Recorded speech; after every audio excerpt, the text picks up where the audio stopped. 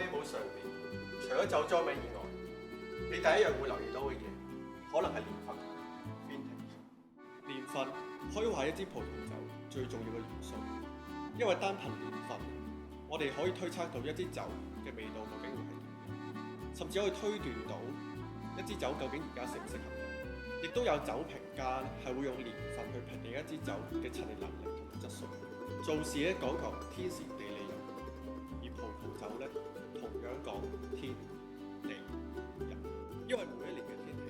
係可以完全唔一樣。有啲年份嘅天氣可以大大幫助到葡萄樹更加容易長出優質嘅果實，去做出有質素、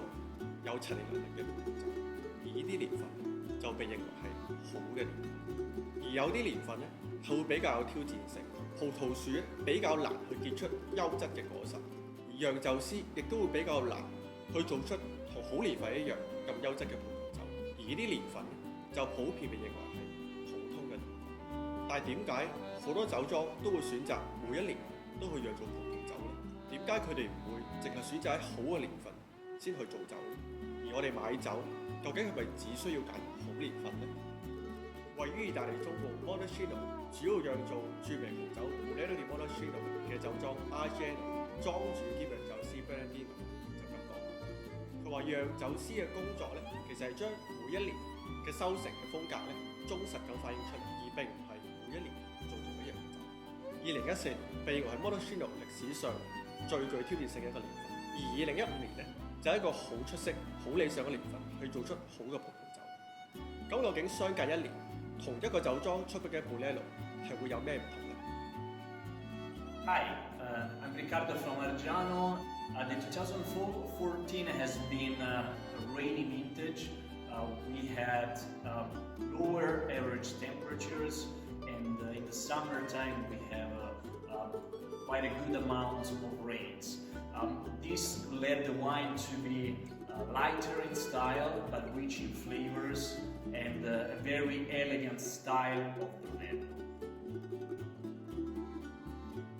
On the 2015 instead, we had a good rain in the springtime, but in the summer we had very few storms, but high average temperatures. So this anticipated the harvest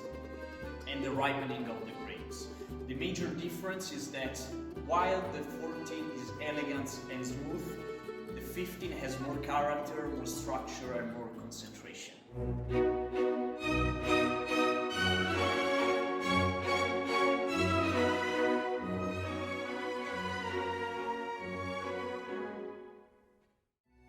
14年個 vintage 本身係叫做比較普通年份啦，咁佢個氣候係會凍同埋多雨，所以其實單憑顏色已經分到一個普通啲年份同好年份，就係好年份嘅酒嘅顏色係會偏深嘅，15年嘅顏色好明顯係深啲啦。你見到酒嗰個邊緣咧，其實係比較實啲嘅，同埋會帶比較深紅色嘅嗰個色澤嘅。咁但去翻14年嘅時候咧，就好明顯佢個顏色咧係偏淺啦，你會見到更加透到底，咁同埋你喺邊緣度見到會係有啲 watery 嘅感覺。其實即係14年佢個年份葡萄嗰個 concentration 冇好嘅年份咁高，反而咧成支酒好清新啦，你會 feel 到好多 wild berries 啊、野果啊嗰啲比較清新啲嘅香氣，都酸度都好靚啦，出得好好，你可以 feel 到你 enjoy 到嗰個。然後 compare 翻15年啦，葡萄嗰個濃度啊、tannin 各方面都做得非常好，但係佢就好 rich 嘅，嗰個果味咧都係好似俾嗰啲 tannin 包住咗，好似就冇14年咁 ready， 所以亦都明白到點解酒評家會比15年嘅分數更加高，因為佢個 potential 非常之好，啲 tannin 成支酒嘅 structure 都做得好堅實。但係你話如果喺一個飲家或消費者或者我而家去享受一支酒嘅角度嚟睇嘅話，14年我自己會比較喜歡支酒。的確，好年份做出嚟嘅酒咧，酒評分數一定會更加高。但係酒評分數高低，好主要就係受到佢嘅陳年潮流所影響。其實並唔能夠完全反映到呢啲酒嘅味道究竟而家係咪更加好。相反咧，嚟自所謂普通年份嘅酒咧，係唔需要陳年一段時間先適合飲。